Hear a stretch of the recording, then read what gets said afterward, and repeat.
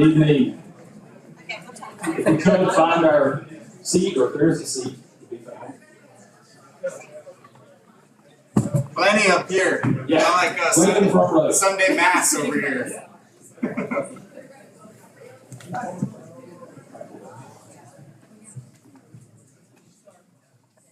Hey, before we get started, can everyone in the back hear me? We're gonna try to adjust the volume. Go up a little bit. Pete, stand up.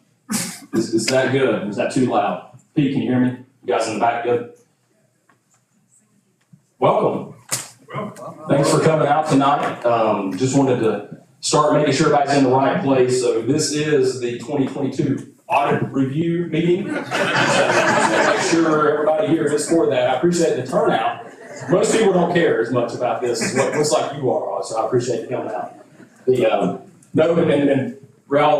Realistic, thank you for coming out tonight. It obviously shows how much you care about a topic like underground utilities. Tonight's meeting is kind of going to be broken up into 4 different segments. I'm going to start by giving an overview of how we got here tonight with this particular project, and then Doug Chapman with McGill and Associates, the town engineer, is going to come up here and talk about the scope of the project.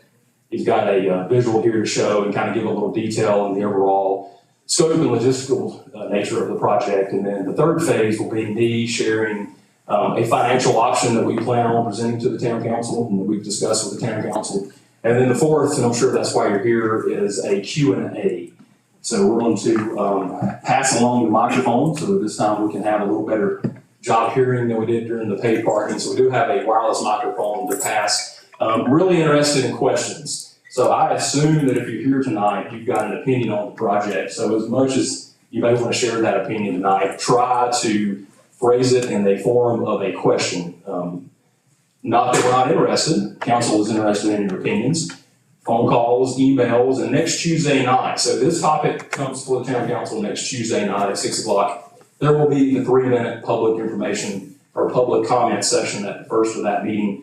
You can choose to do that then if you'd like to. So as much as I am caring over your opinion tonight, we're going to try to keep this streamlined a little bit to really a good informational session, which is what that Doug and I are going to present, and then Q&A. So if you've got questions that aren't answered, we'll pass the microphone along and answer those questions the best we can. So I'll start with an overview of kind of how we got here. So this project goes back some 50 or 60 years, I believe. It's been talked about in the town of Blowing Rock. But most recently, the topic came before the town council through a group that the chamber had put together at the 2022 retreat, our winter retreat last February.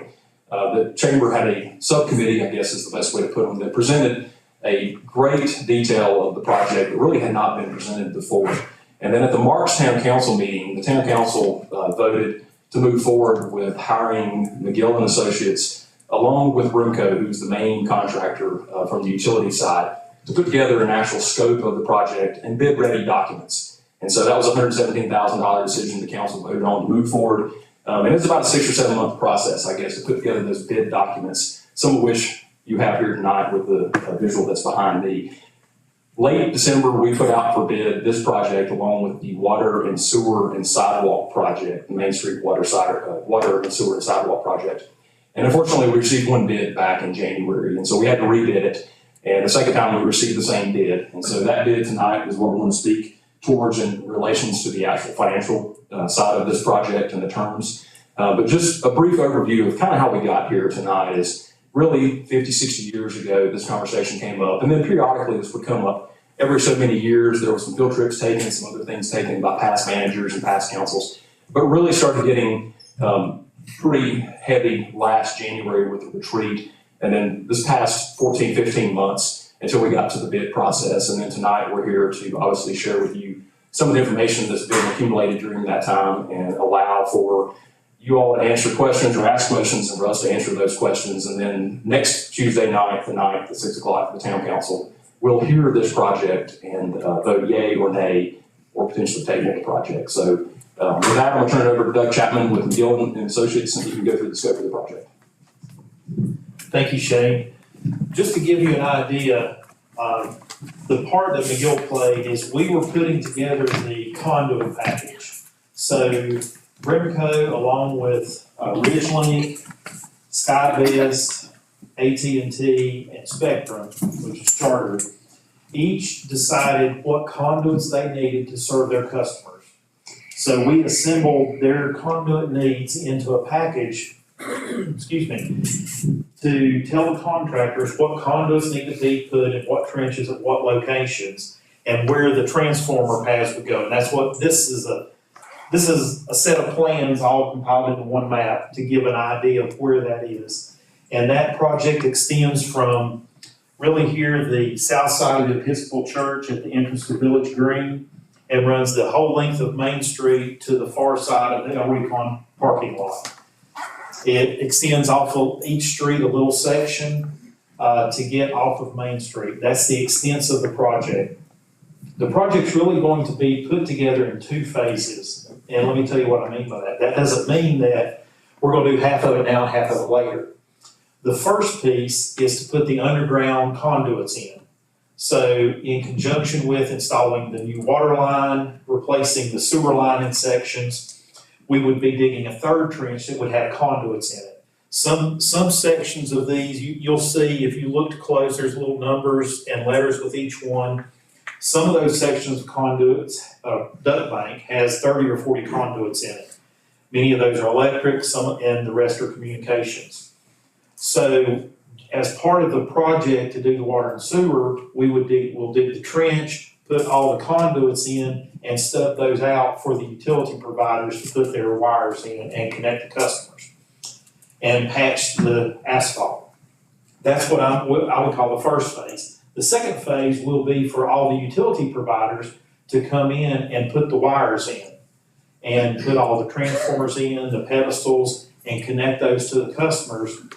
And followed by, I'm not gonna call it a phase, but followed by taking down all the old utilities. So that's a step-by-step process, and it's not something that happens overnight.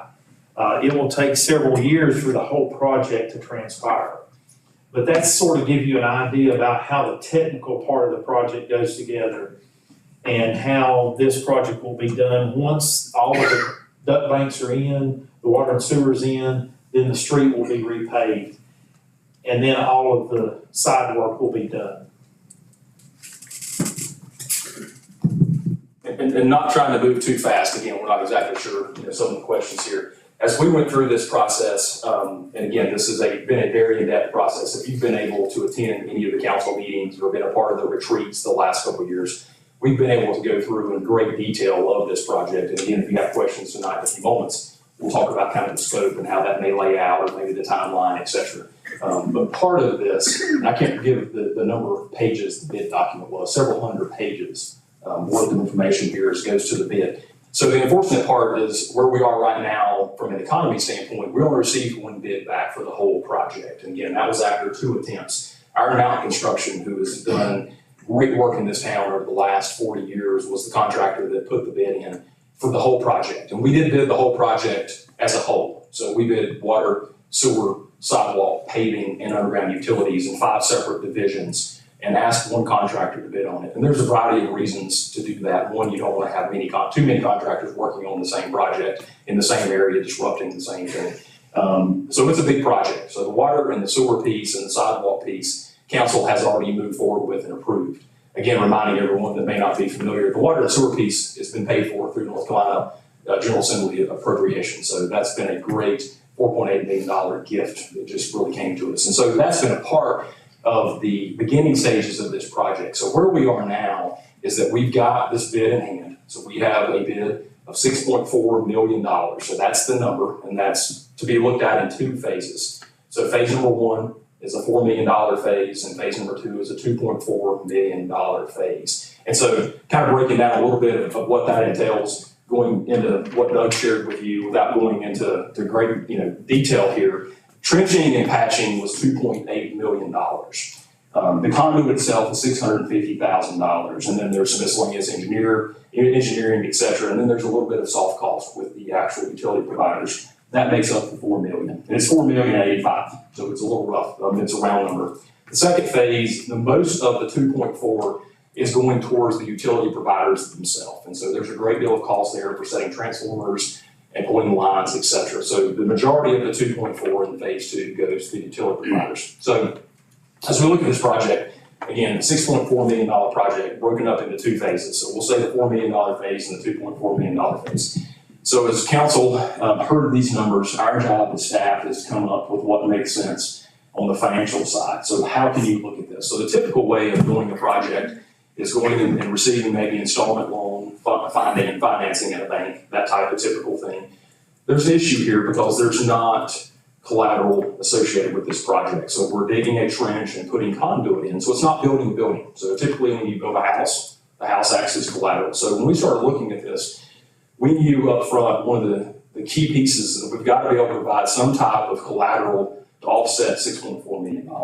And so banks made us aware of that early on. So we looked at a couple different options of what do we have that's currently not with lien, as in town hall, the fire station, as it's coming close to being paid off, et cetera. So from that conversation, our financial advisors, which is First Tron out of Charlotte, suggested a method of looking at refinancing our fire station, which is out on Highway 321, station number 1. So we looked at, there's about 2 years left, or a little more than 2 years left on that loan. And so an option that we looked at is, could you refinance that for phase number 1? Because phase number 2, again, Doug briefly mentioned a few minutes ago. So we'll say phase number 1 is going to start after the water sewer has been installed. So that really gets us into about the winter time of next year. So January, February timeframe is when we're hoping the water and sewer is complete. Again, weather permitting. So the first phase is about an 8-month phase with the water and sewer. And so as the trenching begins in early 2024 into mid to fall of 2024, that's essentially phase 1. So we've got to come up with a plan of how would you finance phase 1 now. Phase 2, which Doug mentioned, is really that last phase of the utility provider setting the transformers and pulling the line. That can't happen until the trenching and the conduit and everything is set into place. That very well may get late 2024 into 2025. And again, who knows the exact timeline of that, because we are dealing, I think, with 5 utility providers. So we've got to make sure we coordinate those. So right now we're looking at a 2-phase project of which phase 1 is essentially coming to council with the vote next Tuesday night. Phase 2 cannot be decided on right now because we're not allowed to obligate that far in advance. So we've got about a 2-year window that we can obligate. So we're looking at phase 1 right now, which is $4 million. Phase 2, 2.4. Of that $4 million, an option, and the option that makes the least impact to the town, is refinancing our fire department, station number 1, which is about 2 years from being paid off. And so it's a 4.22% interest rate right now. We're seeing about a 4.25 right now within the market. So very comparable interest rates. And so when we looked at that, that building is worth enough to have as collateral for phase number 1. We've talked to banks, and we've also talked to the local government commission. So if you were here during the parking committee meeting and getting into a little bit of the weeds from my audit side, is that the local government commission out of Raleigh has to approve all debt financing over $500,000 for local government. So we have to go through them. So part of this discussion is us discussing with not only the banks, but the local government commission. And so this particular option is satisfactory to local government commission, which would be for us to move forward with refinancing the fire department. So we look at several different ways of how you would pay the difference between the value of what we're borrowing and the value of what we have right now on the debt service side. The TDA has a 1.5 years, almost 2 years left on the Braun parking deck. And so one of the things we have proposed to do is go ahead and pay that a little early and allow them some flexibility to contribute to this project in the amount of about $100,000 a year. So let me get some real numbers here, because I know that's what you're interested in doing. But phase number 1, $4 million plus $470,000 left on the fire department loan. So we're talking a $4.4 million loan. We had 4.25% 15 years, which is a debt service payment of about $487,000 a year. The fire department right now is roughly $200,000. So we've got about a $287,000 gap there. If the TDA contributes $100,000, we're down to $175,000. That's 1 cent on the tax rate. So 1 cent on the tax rate in this town is $174,000. So our proposal to council next Tuesday night is that council wants to move forward with phase 1, which is $4 million, refinance the fire department at a rate at this point 4.25% over 15 years with a contribution from the TDA, which they do have the ability to do so, and a 1 cent tax increase to be able to offset the remaining part of that debt. Phase number two, there's some unknowns there because we're talking 2 years or so down the road, potentially. Interest rates are a little bit unknown. But again, looking at that amount and saying the same information that we have right now, which is, we'll say, a 4.25 interest rate of 15 years, comes out to be about a $200,000 a year loan payment. We have debt rolling off as well. So one of the things that the town has done very successful over the past 20 years is try to make sure their debt has been stacked. So you have constant debt rolling off as you move forward. Just so happens we have a $200,000 debt service payment rolling off in 25, 26. That would be able to be absorbed with the payment that's here. So what I'm saying tonight is there's some unknown with phase number two because we're still a couple years down the road. But there's a potential to have this project and be able to do this project through a combination of utilizing current debt that we have and refinancing that with the fire department, debt roll-off that we have moving forward, along with a contribution to the TDA, and somewhere between $0.01 and $0.015 tax increase over the 3 or 4 years that it would take to do this project. Other options that we looked at, just to give everybody the full due diligence that we did as a town, was could you go out and borrow this money just as a whole? Could you go out and borrow $6 million or $4 million for phase one and say put town hall or something up to collateral? And you absolutely could. The problem with that's going to be, obviously, you do have an increase in debt service, and it's not taking into account some of the refinance options that we're looking at. So one of the goals we have as the council brings something to us as staff is to make sure that we do the best we can, essentially smoothing out the project the best options that we have. It's still a $6.4 million project, and I know that has been brought up. There's no other way around it, so we don't have grant money that's available. We've looked into it. We don't have donations that anybody has made yet, unless somebody wants to tonight. So we have to pay, if we're going to do this project, it's a $6.4 million project. And so there's no other way around that. It's still using $6.4 million of taxpayer money. It's public funds that are to be used. We're just looking at how, if we are to move forward with this, is the best way to utilize what we currently have and smooth some of that out so we don't have such a great impact to the taxpayers. Now, does that mean 3 or 4 years from now, if we have other projects come up, we won't be able to utilize some of that debt service that we're utilizing for this project? So then we'll have to make decisions at that point on how to pay and fund some of those things that are coming up. And we know we have things like road improvements and road paving that will come up in about 2029 or 2030. We know we have building needs that will be coming up. We have park and recreation needs as well. The town is a living organism, so to speak. We always have needs and we will always have debt. We just have to find the ways to have the least impact that we can on the taxpayers. And so that's the proposal that we'll present next Tuesday night to the town council, is that phase one, roughly a $4 million project, being able to utilize some of the debt service roll-off along with the refinancing of the fire department. And that would take a 1 cent tax increase. That would be effective 24 or 25. It would not be effective in this year's budget, just given the timing of the project and the fact that we would have more than likely an interest-only loan to begin with until the conduit's put into the ground sometime later into 24 or perhaps into 25. So without getting too much into the weeds, those are the financial options that we plan on presenting to the town council next week. And along with the scope, I know Doug's piece here was a little bit brief, but be more than happy to turn it over. That was a little short and sweet, 20 minutes, but I know you're probably here for questions if we've not answered those. So we do have a microphone. If you do have questions, we'll be more than happy to try to get that information or get that microphone out to you for the questions. So who's first? John. Oh. Turn this on. Good.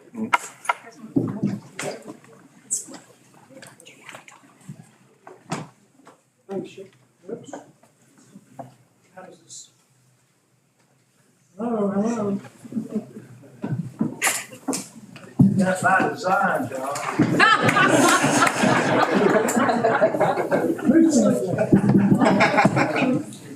Yes. Yeah. We'll just do it this way. I don't mind.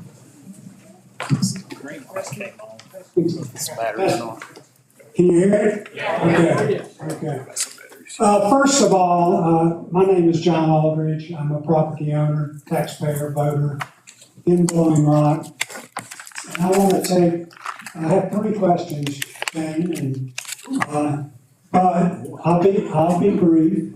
But at first, before I ask my questions, I want to thank you for your service over the past years to Blowing Rock.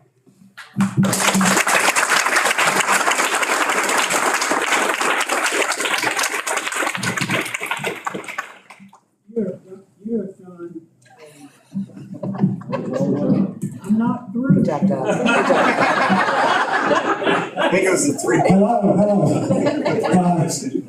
You have done a fantastic job, and the way you have done it, the way you have handled challenges to this town, it's a tragedy that you're leaving us, but we are very pleased for you to get this opportunity, and we hope that you and your family continue to flourish in your new position. We hope you'll maintain your home here in Blowing Rock as long as you can. I know it's a little bit of a commute for you, but we hope to see you around town.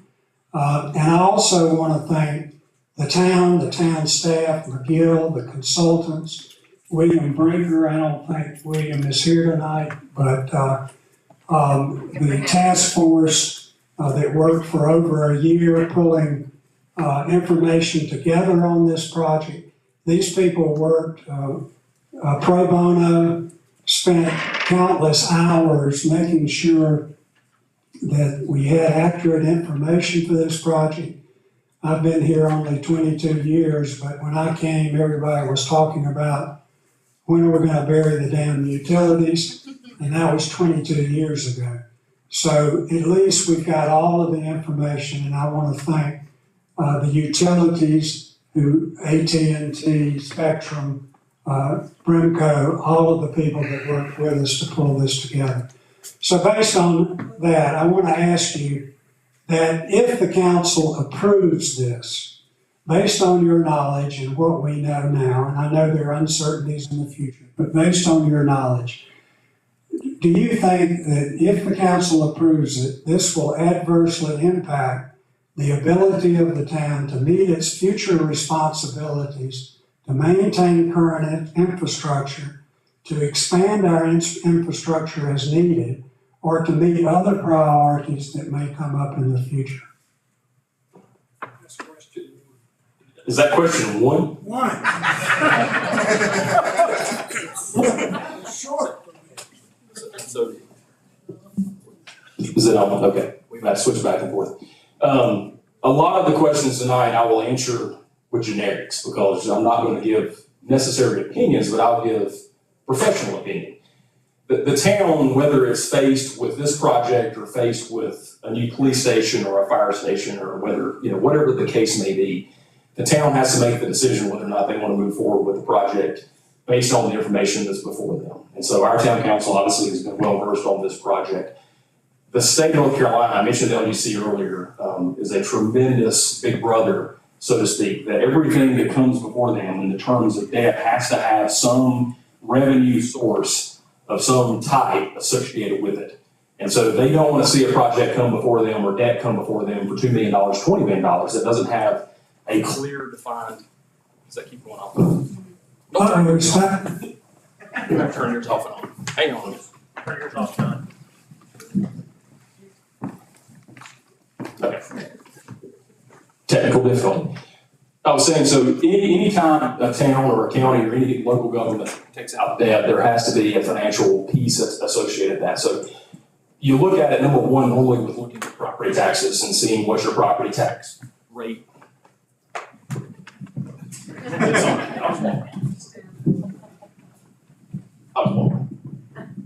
Okay, so question number one is asking about how could the town pay this and whether or not there's adverse or negative implications for this project.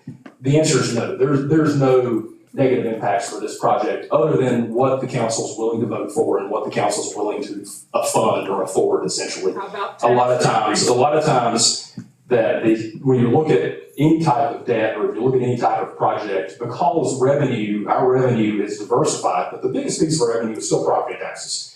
That is always the key component of how the local government commission wants you to look at how you would repay a debt. Sales tax and TDA makes up a tremendous amount of our overall budget, but it's variable. It's a little flexible sometimes. Property taxes are not. The council decides that every year.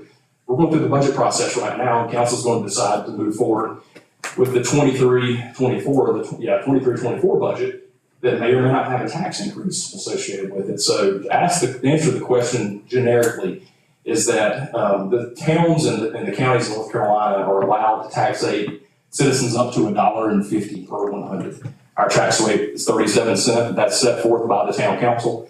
They can choose to move forward with that at any rate they choose to do so based on the needs or the projects that are set before them. You have another question? Anybody want to go on to somebody else? You know, that was short for me, first question. Okay, as a citizen of Blowing Rock, is it a fair assessment of the decision that I have to make? Is it too far away? You got it. Hey, no, he's got his fixed from.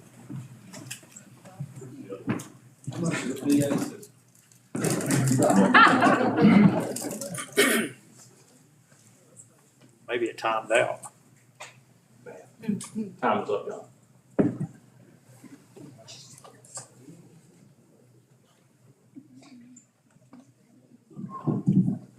Okay. Are we here? We're here. Okay, as a citizen of Blowing Rock, is it a fair assessment of the decision that I have to make as a citizen as to whether I'm going to support this or not support it? That I've got to decide whether, one, to rely on and trust the information that I get from the town, from the work that's been done by the various people and groups that have worked on this, that I rely on that, or two, that I trust and rely on the information that I'm getting from the Civic Association, who admittedly are friends of mine and who I think are well-intentioned and certainly successful people, but to my knowledge, and they may have some people that are experienced in construction, I don't know any of them that have run a town like Blowing Rock. So it's a fair assessment of the decision that I have to make, is to make a choice between the information that I rely on and trust, between those two sources. Working now? Oh, is it working now? Can you hear me? Yep. Perfect. Hey, good. Another generic answer, so to speak. Not working. I can hear you. Working now. Now we're working. Perfect. I will say this, again, generic terms talking about any project. There is no doubt, and I will say this without any doubt, the 4 years that I've been here, and I'm sure prior town managers will say the same thing. The town council that are elected by you all in this room, including the mayor and the 5 council members, are going to be the most and the best and well-versed on whatever topic or whatever project comes before them, because as staff, that's our duty, is to make sure we present to them not 1 or 2, but if there's 10 or 20 options, to make sure they have plenty of information and options before them to make the decisions they need to make. And so on Tuesday night of next week, that's what we've done. We feel like as staff, we have done everything we can over the last 14 or 15 plus months to provide them with all the details they need, the financial options, et cetera, for them to be able to take a vote. So my answer to you is, I would say in every environment that I've ever been in or will be in, you can rest assured that your elected officials are the most well-versed on the projects or topics that they have in front of them. Final question.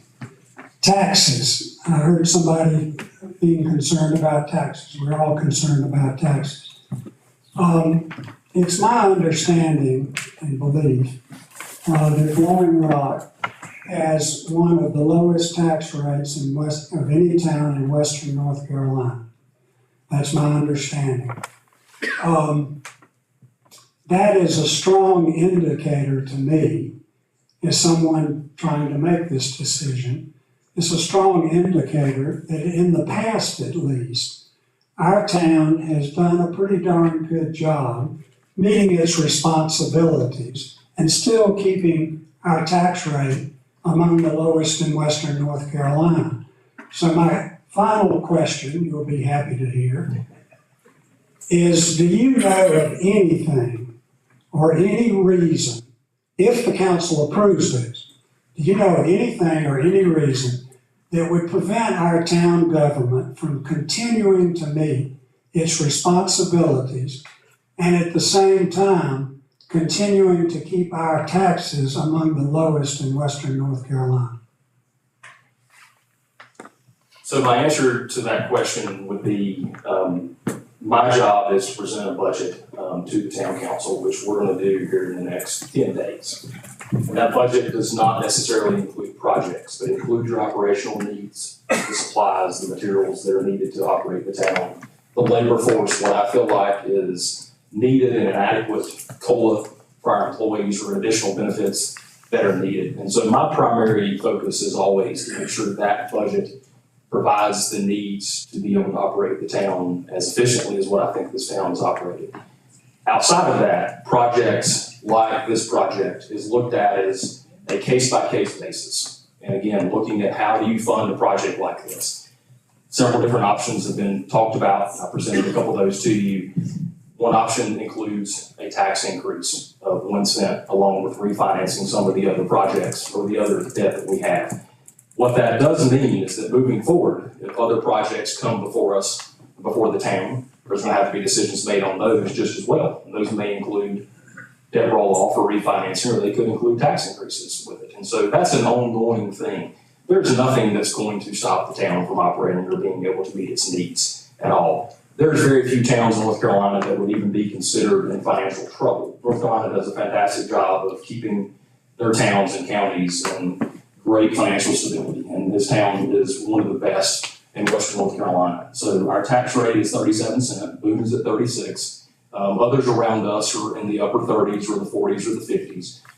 Tax rates are looked at as obviously tax rate times valuation, so property valuation is the other piece of that equation that equals what you end up paying and what we receive in revenue. And so as we look at each budget each year and we look at a project like this, we evaluate each one of those. But I couldn't imagine there ever be a situation in which you're standing here and presenting a project that would have such detriment to the financial stability of a town that it would get to this point. Next question. Oh, he already handed the microphone to John, and then Monkey's next, so. Let me ask you a question.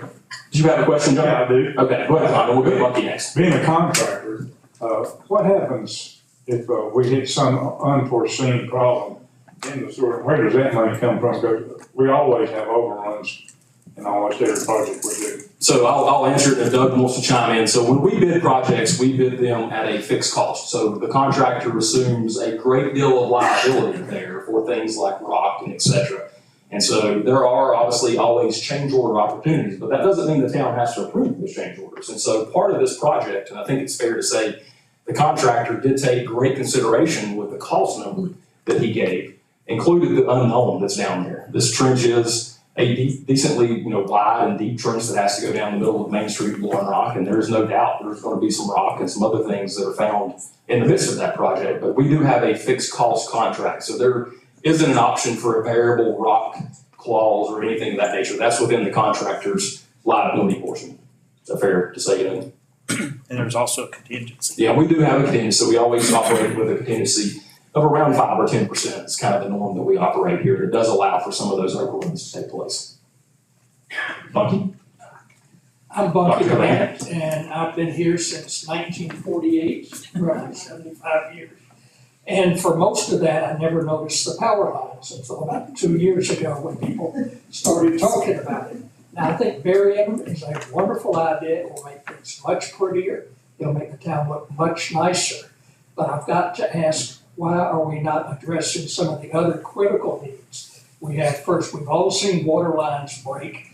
We all seen sewer lines that need to be replaced. We all know we need 24/7 ambulance service. The $7 million that's going for this could fund a 24/7 ambulance for about 20 years. And the town is apparently making little, if any, effort to do this. What happens if we don't do this? And the other question is really, we're doing this to make the town prettier, which will bring more people here. Well, that's just what we need. They don't have any place to park now. We can't get into restaurants now. So. So I'll answer the question, I think, versus the comment. So the question, and I didn't address this with the financial piece, but local government is pretty simple in how money's being divided up. So your water and sewer money is put over here in a separate pot and cannot bleed into your general fund money.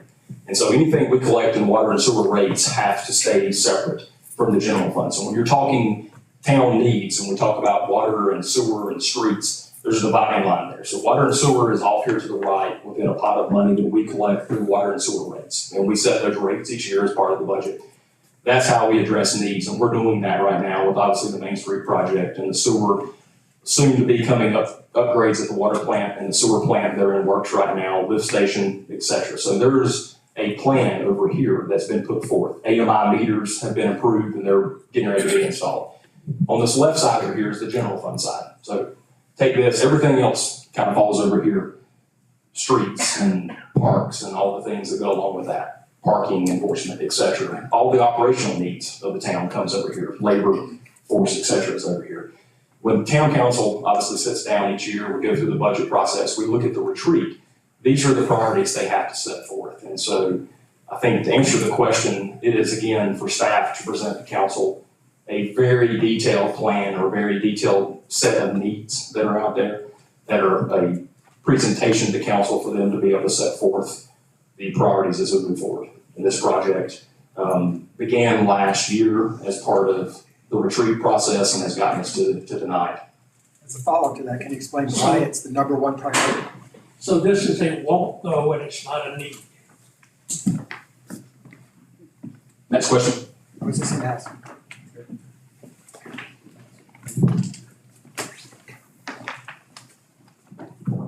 Chip Hager. I'm just wondering, based upon Bunky's question, if you could explain, for those of us who haven't been closely attuned to the retreat and the prior discussions, why is this the number one priority for capital spending in the town? So we don't rank them in order of needs. I mean, so we put together a list of things that are out there. This was voted on last March by town council. I think 4-1 to move forward with the phase that we're in right now. So it has not been set forth as a priority, but it was set forth as something that they wanted to see through to number one, get the numbers. So this project, and I didn't elaborate a little bit into the details, this project early on had been given numbers of like $17 million. And so the council never really had a good set of numbers. Are we talking $10 million project, a $20 million project? So really phase one last retreat of 2022 was to present at the next council meeting, which was in March, a proposal for McGill along with the contractors themselves to put together a full detailed scope bid ready document, which is what we talked about earlier tonight, and then put that out to bid to get real numbers. And so the real numbers we had were the $6.4 million. And so now council has that information and they can choose to move forward with it or not move forward with it. But we've not set forth this as being a priority. It's just something that we're seeing to this point tonight. And then next Tuesday night, council's gonna look at that and determine whether or not this is a priority and whether or not they wanna move forward with it. Next question. We'll let Chief, you can argue with Chief. This is probably a McGill question. We see transformers on poles up there. And as you went through this, you mentioned pads, and I had in my mind vaults. So tell us what we're gonna see down at the street level. It will vary throughout the project. There will be some areas where there will be pad-mounted transformers. Some areas there will be pad-mounted switches. And a switch segregates sections of the electric system. Because the electric system is looped, but it's not fed from both directions. At every minute of the day, they can switch it if there's a problem. And the reason I explain that is we all think of a transformer. It's a green box so big. Well, a switch is a green box so big, it's a little bigger. Some of the telephone, communication, internet functions. Some of those will be above ground pedestals, they're much smaller. Some of those will be below ground vaults. It's a combination and it varies throughout the project. If you look, some of the areas along Valley Boulevard will look similar to that. You may have a couple of boxes, some small, some large, so it varies throughout the project. So they will be above ground and visible, so. Yes. I'm Andy Secor, permanent resident. I'd like to know what our current debt is. I understand it's about 12 million. So this 6.4 would be 18 point something. And then also if it has been made public that when you have underground, it does cost more to make those repairs if it should happen. And has that been addressed for the public needs? So I'll start by, again, kind of putting that line, general fund debt is about $13 million. And so the water and sewer piece, as of today, is about $5 million. But again, we're talking the $13 million over there. So that does, if that answers the question, we've got exactly $13.2 million worth of debt right now, which equates to about $2 million a year in annual debt service payments. Or another way to look at it, it's about 11 cents of our tax rate that we use towards that. The second part of that question, I'll ask Doug if he knows the answer. We've not discussed that I'm aware of any additional costs, if there's any that'll come to the town by regards. I think that would be assumed, I'm assuming about utilities. Yeah. Once all of these utilities are installed, they will be maintained by the individual utility owners. They won't be maintained by the town. The town is installing the conduits, paying for the wires, but the town won't be maintaining the wires, the connections, et cetera, throughout the life of the project.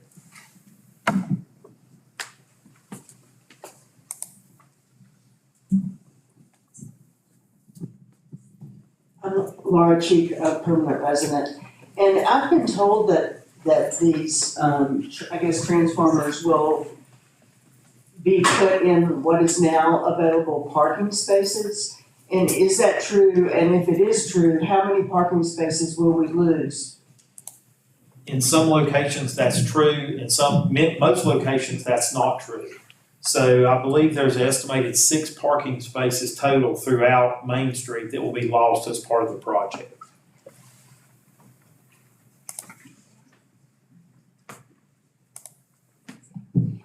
I'm Melissa Tausche, a permanent resident.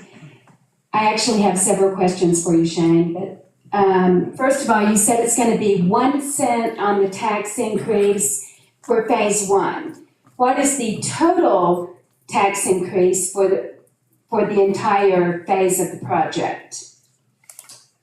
As proposed, and without fully knowing the details of phase 2, which were to come later, total project between 1 and we'll say 2 cents at the most as it's being proposed now. More than likely between 1 and 1.5 cents based on the current interest rates that we're dealing with right now. Phase 1 is 1 cent, phase 2, 0.5 cent as it looks right now with interest rates. Thank you. Would we have received a tax break once we retired the debt on the firehouse? Unknown, so we're going into this budget season right now, and that is not a part of that discussion, but council has a list of priorities, as Chip mentioned earlier, of things they may or may not choose to do. There are always upgrades that are needed at our park and recreation facilities. There's always needs within our streets and needs within our building needs. And so can't answer that question because I don't know what their decision would be at that time, other than to say the fire department's roughly $200,000 a year, give or take a little bit of change of what the debt service is. Is there any possible chance the state could come back and say, well, if you can raise this money, we don't need to give you a grant? No, the 4.8 is good. That was in the budget last year, and we're moving forward with that. We did follow up with the state and ask if there was any opportunities to fund additional, in addition to the 4.8 towards this project, and the answer to that was no. So the money at the state level is really geared towards water and sewer infrastructure. So no, there is no chance. The state's already approved us and given us the green light as of last week to move forward with that project. So it is good to go on the water sewer side. And we do still have capital improvement tax increase that's still coming, is that correct? capital improvement, as in the bonds that were issued. Yes. This is the last year, so the year that we're presenting the budget, the 23-24 budget to come out in the next, say, 10 days, will include that last phase. We just issued those this year. So we'll be looking at essentially what, 1.5 to 2 on that, plus 1 for this project, is that, am I understanding that I've right? not shared the details of the budget yet with the council. I will say the last phase that was just issued is less than 1 cent. So it's about 3/4 cent of debt service that was associated with that. Okay. My biggest concern as a resident, I'm in one of the smaller houses that got hit with big increase. And I think everybody is looking now, my taxes almost doubled between the county and the town. That, along with inflation and everything else, I can't just go and get additional money when I need it. So that, I think, that is probably what a lot of the residents are thinking about when they're questioning why we want to do a project like this. I am all for burying electric lines, they do look better. It is gonna increase our tourism, we will be a much more beautiful town than we are now. But I am concerned about people on fixed incomes and everything else that aren't gonna be able to absorb those tax increases.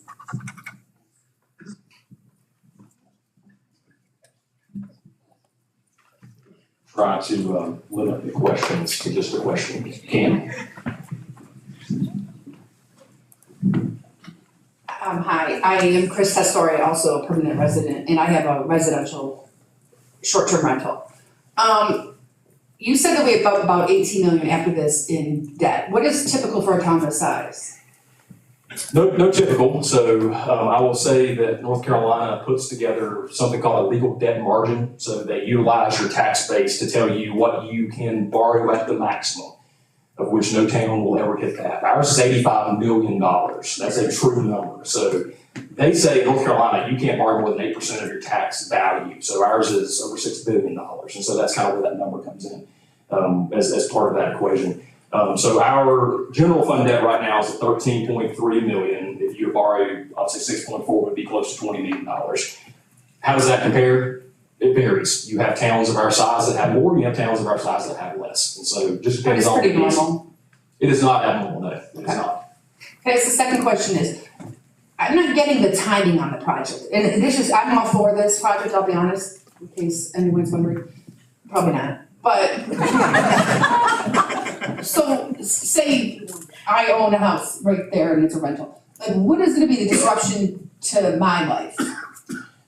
So our best guess, and again, because we've got seasons here involved, so we're set to start on the water sewer project within the next, hopefully 60 days, fair to say. And that project's gonna hopefully finish up by the time we get to winter time this winter, whether that's before winter or whether during winter, during after winter. As soon as that project's complete and they know where the water lines are and the sewer lines are, they'll dig the trench, essentially not down the middle, but to the side of the middle of the road. Allows them to know kind of where the hidden things are for the most part, where the live things are, live water lines, what sewer lines.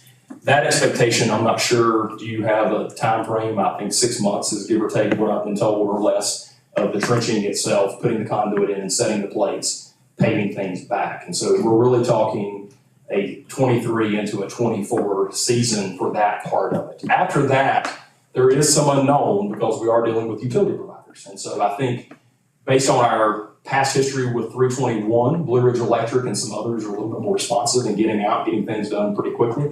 That may be very minimal, or it may be some disruption, just depends on what they're doing that particular day or week, because they're pulling lines, et cetera, within that. And then again, unknown as you finish up all 5 utility providers and what that's going to look like. The major disruption is going to be with the water line, sewer line, and then the trenching itself, because that does require lane closures and it does require traffic control. And that's happening no matter what happens, anyway. The water sewer is happening regardless, that is right, that's approved and that's happening, and then beyond that, into 24 would be this project, and that would require some disruption from a lane closure, lane control, traffic control, et cetera, within that.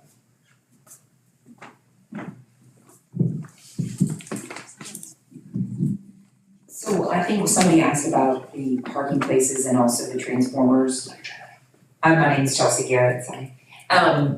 and I'm a Lone Rock resident. And isn't there some information somewhere, I realize, it's been a while, but I think William Brinker presented some information with slides to the town council about showing what the potential transformers could look like, and also showing the location of the parking places, and I think Doug said it was 6. I know they were trying to minimize that as much as possible, but those were going to be on corners, mostly to try to help free up the sight line, so that actually it was sort of dangerous parking places already a little bit. But I didn't know if that material was available to folks to go look at, so they could try to visualize what these are gonna look like. I don't think we have it online right now, but we can definitely put together a kind of summarized view, some visuals on there. I know we've put PowerPoints out there during retreats and meetings and things like that. We can definitely go back and put some of that on our homepage, kind of a button approach to it to allow for some of that to be looked into. To answer the question though, as this project kind of developed, one of the things is where you put some of the infrastructure that needs to be above ground, like the transformers and et cetera. And that's what Doug was talking about earlier, is trying to minimize utilizing the parking spaces, because we know parking in Lone Rock is such a premium. And so absolutely some of those spaces that are looked at as being potentially used are maybe on the corners of pullouts, et cetera, where right now there's some visual impaired issues. And so that has been looked at, taken into account. There's some flexibility. Again, as we look at this, if there's a project that's on a diagram to have a transformer, that can move, I think, up to 40 or 50 feet in either direction, depends on what we're talking about here. So again, a lot of that's going to be done as you kind of go through the project, if the project does come to fruition. Is that fair to say then? Lonnie Webster. Shane, I understand there's several neighboring communities that have already installed, upgraded their infrastructure to underground, and that would give folks an opportunity to see those, but can you name some of these local communities that have already put utilities underground?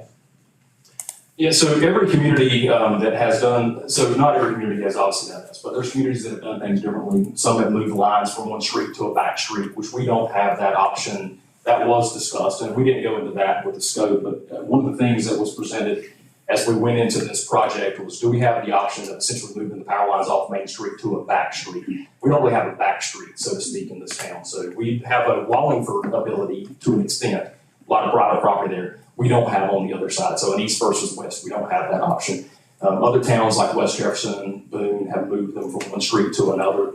Other places have just completely buried those as well, and smaller sections and bigger sections. Lenore has a section downtown that's been buried. Newton has a section downtown that's been buried.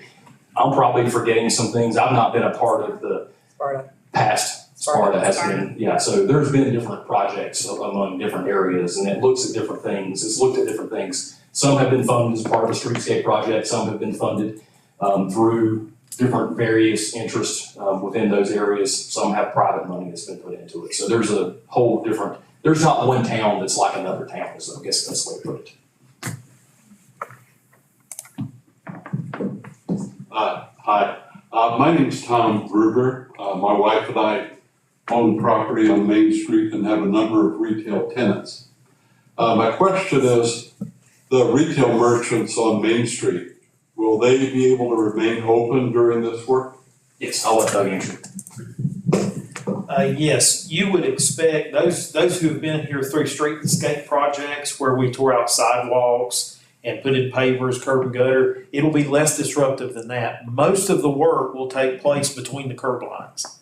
There'll be some work that has to, and most of that'll take place in the sidewalks are related to water or a little bit sewer. Very little will be related to the underground utilities, but most everything will be contained within the curb lines of the streets.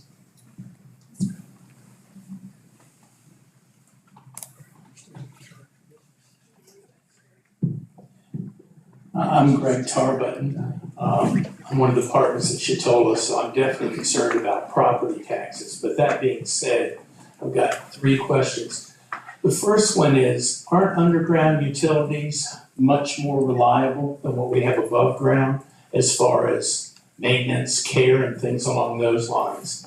The second question is, and I've done just a little bit of research, so I know just enough to be dangerous, so I want to qualify this statement. Maybe some realtors in here could help, but from what I've looked at, it seems that the communities West Jefferson and some of the others that you've mentioned that have done this, the property owner's property value has increased not just on the street where it was done, but throughout the whole area.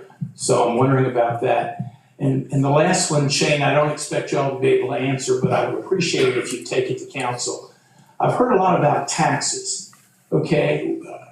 Back in the dark ages when I was in government, we funded several projects like this, and one of the things we did on the county commission was we agreed, once the project was paid for, to sunset that tax. And I would be willing, asking you if you'd be willing to take that to council, if that'd be something they'd be willing to consider. I'll start with the first question related to the reliability. I suspect that opinions about reliability probably vary depending on whether you like them or not. So the above ground line is much more susceptible to ice or tree fall damage, etc. There's no doubt about that.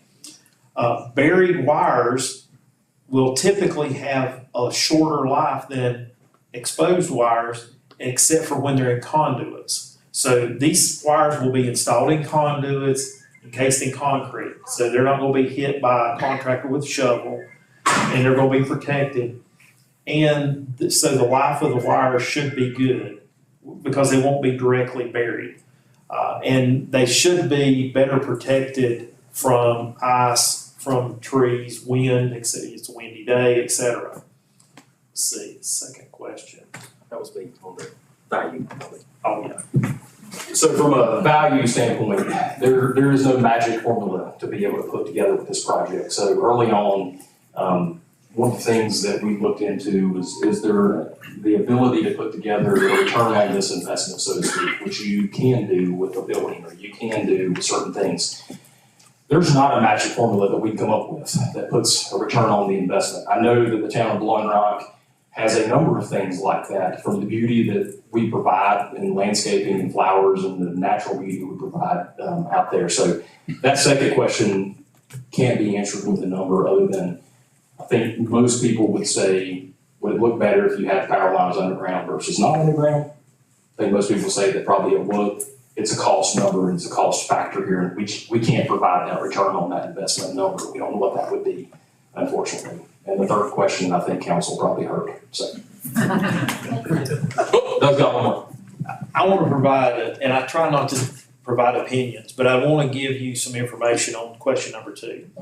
Because we did the project in West Jefferson. We did the project in Sparta. We did the project in Newton. So we've done this in a lot of other places. You guys all know Blowing Rock. You guys all love Blowing Rock. Everybody loves Blowing Rock. People are going to come one way or the other. People are going to want to be here one way or the other. But I will say that in the communities where we've made downtown changes, it's not all about power, it's about other things too. Where we've done downtown changes, people want to be there more. And people want their businesses to be there more. So there is a positive impact. It's like if I'm selling my house and I change the shrubs out and I spend $5,000 on shrubs, am I going to get $5,000 more? Maybe, maybe not, but I'm going to sell my house a lot quicker. It's going to happen better and faster. So to answer the question, there's not detailed information about numbers of how those things have increased.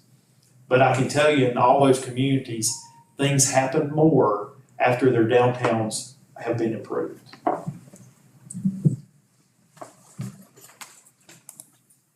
Next question. Sue Sweeting, permanent resident. Thank you, Shane, for everything you've done. I had the pleasure of working with you, and it was a gift to me. You have a proposed budget that's coming up before council. Can you give us what your recommendation is? Is it tax neutral, or are you recommending a tax increase? Unlike Doug, Can I answer that? yeah, I will not give opinion. No. So the facts of the budget that has not been presented yet, that has not been made public, does include the GO bonds that were to be issued and were issued as phase 4. And that number is an easy number. That's about 0.75% that's included in that. Outside of that, we have a number of other things the council hasn't had a chance to see and deliberate on. on. So our council workshop is coming up within the next couple weeks. We're trying to finite that date down. Me leaving, it puts things a little bit difficult in the difficult schedule. But there are things in there. There are COLAs that are being proposed. There's inflation that we can't get around because of needs within the typical operating cycle that we have here. Materials and supplies overall are up about 20 to 30% from last year from what we've seen. So there are things proposed in that budget that, again, council has not seen or deliberated on that they will do in an open and transparent meeting that we think is going to happen around the 18th of the month that we will publish, that they can then hear and decide on. So I don't think that I can stand here and give you an indication of what that's going to be, but there is going to be a proposed increase, but not necessarily substantial. So we'll let council decide on how they want to move forward with that.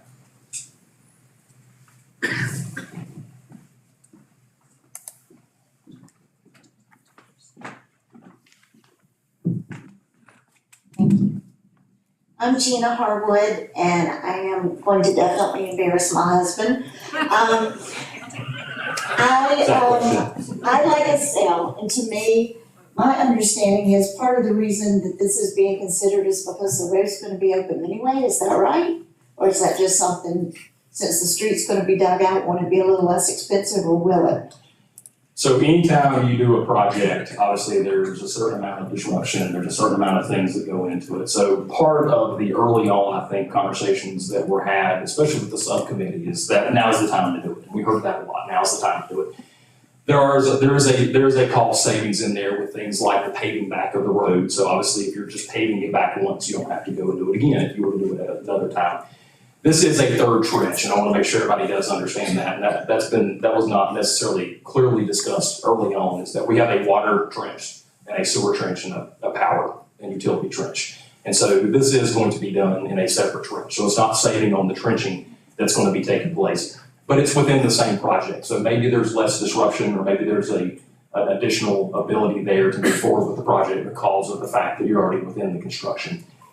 That, again, is undetermined what a cost would look like within that. The paving itself, I think, is probably the only number that comes to my mind as being a true cost number, because we are paving back, and DOT is paying for that. So that's not something that I did clearly identify earlier. So DOT owns Main Street, so it's not a town road. So it's a DOT road, and it was scheduled to be paved, I think, in 24 or 25 is when they were planning on moving forward within that. So the timing of this does coincide with them moving forward with the paving. And so DOT is going to pay for the paving itself. And so if we were to go back at a later date and do this project, I'm sure the DOT would not be willing to participate in it. So the town would have to pick up that paving cost of what that would look like.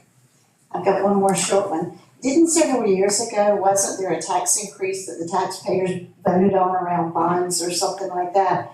And wasn't there a way that we save money that might be able to be used for some of this? So as mentioned earlier, we are getting ready to present to council their budget this year that does include the fourth and final phase of the bonds that were issued in 2013-14 timeframe.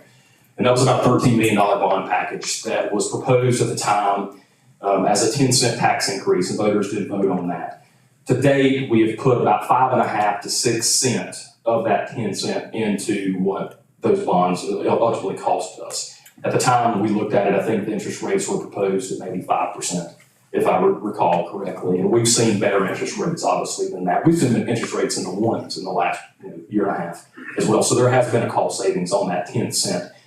We're not going to reach the 10 cent because of the bonds. We'll be somewhere around 6 or 6 plus to 7 is what it will end up being. Certainly. Next question. I'm somewhat Robert Airy, and we're resident here, and my grandfather had horses in a pasture on Main Street, so a lot has changed since 1910, I guess. If the paid I'm somewhat familiar with paid parking in some other towns. Can that money, and it's tremendous income, and it's not, and the taxpayers, the ones I'm familiar with, get a sticker so they don't pay, because I understand there's some objection to that, but can that money be used toward this or to pay down this debt? So when we talked about paid parking, we looked at it, again, talking about pots of money. So your on-street parking in North Carolina actually has a general statute attached to it, those monies have to be used to offset cost. So the actual cost of the enforcement, the cost of the operation of paid parking. Off-street parking, like our parking decks in Maple Street, can be used for capital needs within the parking. So additional parking structures, paving of the lots, any of the capital needs that goes into that. And then the third kind of piece that we discussed was the private partnership, public partnership with churches and things of that nature. And that money is essentially general fund money, that some of that could be potentially used for things like projects, et cetera, based on the council's discretion. Questions in the back?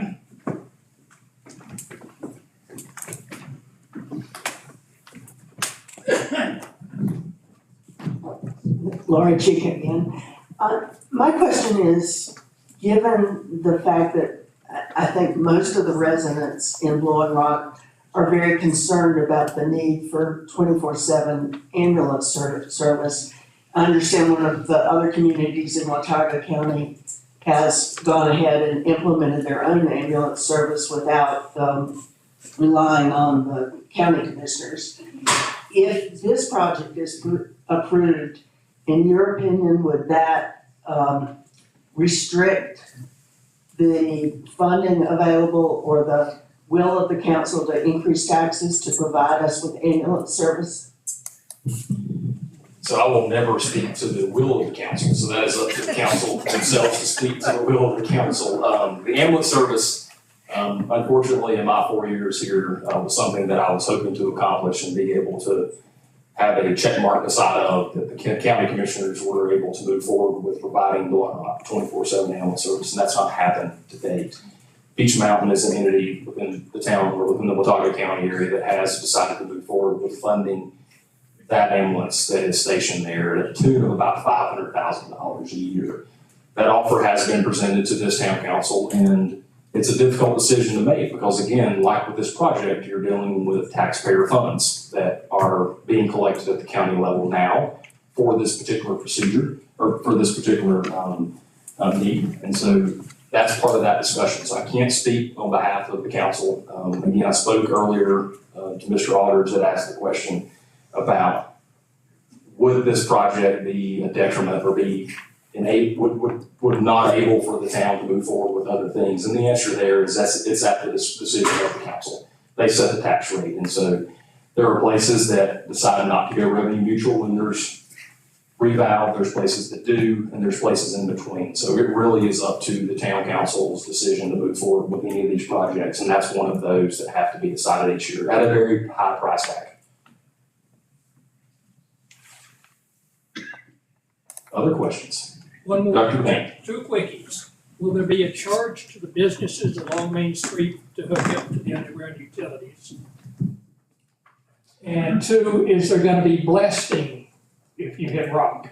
So the first question was, are there going to be additional charges to the businesses to be able to be hooked up? No, that is included in the budget that's been presented. So the budget that was presented and bid on between the contractor and the actual utility providers themselves, the hookup or re-hookups are included in that. That cost is in there. So there's no additional cost at this point being proposed to the business owners. As for blasting, I'm going to say no, but I'm going to let Doug answer that question by saying no blasting. I would assume not, given Main Street, and the proximity to the businesses and buildings that are on Main Street. We'll do that at 2 a.m. Tom? One question. I look into the future, and you have to ask yourself a what if. So we pass this project, the current council does. We get phase 1 completed. For some reason, the current council is not reelected, and there's a different group of council members elected that doesn't have the stomach to finish it. Do we bury $4 million? Is there any guarantee that we ever get this finished? Again, a difficult question to answer, but no. So the question that's being asked, and one council can't necessarily handcuff another council. However, if this council decides to move forward with phase 1, there will be a process like there always is to go through the debt financing piece of that, public hearings, et cetera. So there's still multiple votes ahead of this council if Tuesday night is a yay. So if hypothetically, if it's a nay, we stop, right? If it's a yay on Tuesday night, next step is to start the funding process, and that is to go through the state, LGC, bank bids, et cetera, and then bring that back to council through the typical public hearing process that we do and allow council to move forward with it. Phase 2 cannot be decided on by this council, other than the intention is to move forward with it, because phase 2 is a separate financial funding piece. And so we're not allowed to move forward with that until the time is needed for us to move forward with that. So is the opportunity there? Yes, there's always an opportunity with it. It's different because it is a phased project compared to most things, like a building or anything that you typically do. Once you decide to move forward with it, of course the answer is going to be to move forward with. We can't determine what the next council, if it's a different council or the same council for that instance, what we want to do.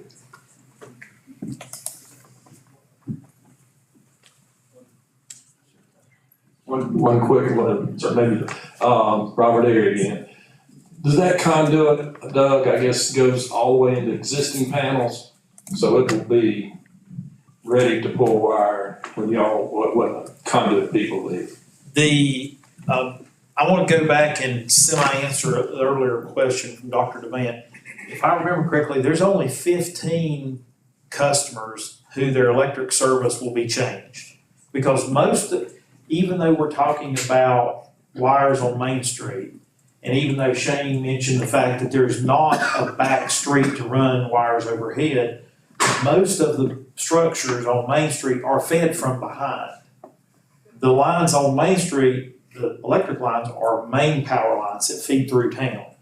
So there's really only a handful of customers who will have their electric service changed, which is a long answer to the question, but yes, we will have a conduit that will go to the meter base. The changes will be, some have to have meter base changes and things because they're fed from overhead now instead of from below.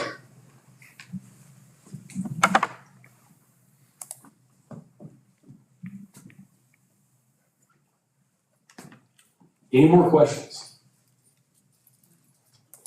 So I will, yeah, well, I just want to make sure I understand this. The utilities, Jamie Dixie, the utility phase of this is projected to be done by winter of this next year. the water and sewer piece of that is hopefully projected to be completed by winter, yes. Okay, and then, and so there would be disruption there, and then the second phase is projected for another year after that, so we're talking 2 years of disruption to Main Street traffic? So the goal for this project on the water and sewer side, so if you and it's, you can't really use this as a visual, but the water line and the sewer line will essentially run down where the parking spaces are, very close to the parking spaces. And so the goal is, as we do the project in the middle of Main Street, kind of the section you see here, is to utilize the other side's parking spaces to still allow for two-way traffic. So our goal is to allow for as much two-way traffic as we can, even as we're doing the water line on one side or the sewer line on the other. The trenching for the underground utilities is not going to be within the parking space. It's going to be more centered of a lane as projected. And so there's going to be more difficulties there of having two-way traffic. So I would assume that section is going to more than likely be one-way traffic with flagging that goes on. So as the project gets into, especially the water sewers, it gets into the residential ends of South Main or even in North Main where the hotels, where there is no parking, we're going to have to go to one-lane traffic. So the goal is at no time other than maybe during connections, et cetera, that we're going to have no traffic flowing. We're going to always have one lane of traffic is the goal. In this main section here, during the water sewer piece, hopefully 2 lanes of traffic. During the underground utilities, if that's voted on to move forward, there will have to be flagging in 1 lane traffic during that section just because of where the trenching is going. But to answer the question from a timeline standpoint, 23, I would say, is a good year to say water and sewer, and 24 is probably a good year to say underground utilities and paving. Is that fair to say? Okay, so disruption for probably 2 years on Main Street. And then the wires. That was one thing I wasn't sure I understood. Secondly, we talked about the visual effects of this and the improvement of the look of the town. we're not having any trouble with the overhead lines right now, are we?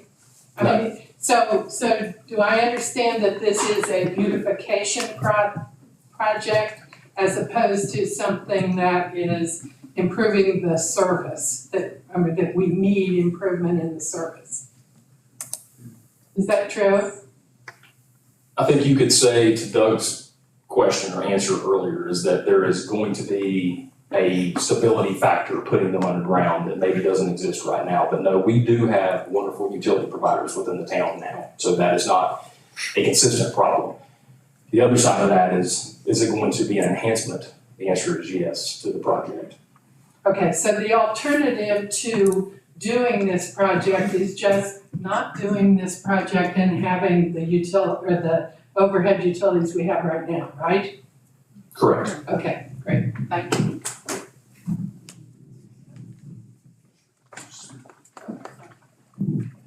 Just a quick question. Ben Howell, taxpayer and voter. Thank you all for doing such a wonderful job of quantifying this and getting us such good data, Shane and town staff and the council. I'm trying to get a vision of what this will look like. And I'm over on Country Club Lane. And I notice as I come in, I don't see any power lines, none over the golf course, none in front of the club. And I do see some of these green boxes. And it's, the view of the club is beautiful. The view out of the club is beautiful. Is that what's over there? And is that what would be on Main Street? Those green boxes and, yeah, thank you. Yes, I mean, they'll be similar. Again, every location along Main Street where we have transformers, pedestals, et cetera, will look different, but they will look similar to some of the ones along the bypass.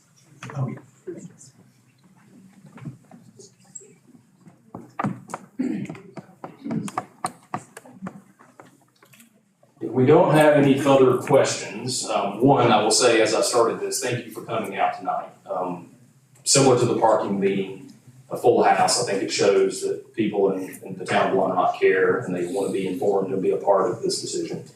The town council has been talking about this, especially the last 14 or 15 months, in great detail. And so all the things we talked about tonight have been presented to them in a variety of ways over the last 13, 14 months, especially the last 90 days. And so next Tuesday night, town council meeting at 6 o'clock, we'll have this on the agenda for discussion and potential vote that night. You are allowed to speak during the 3 minutes. I think the mayor will give me the head nod. Try to limit your comments to not be repetitive towards others that are up there. But as always, we do encourage you to come out and participate in that meeting and speak during the 3 minutes. And then we'll allow council to move forward with the discussion and then potentially the decision to be made that night to either yay or nay it or table it.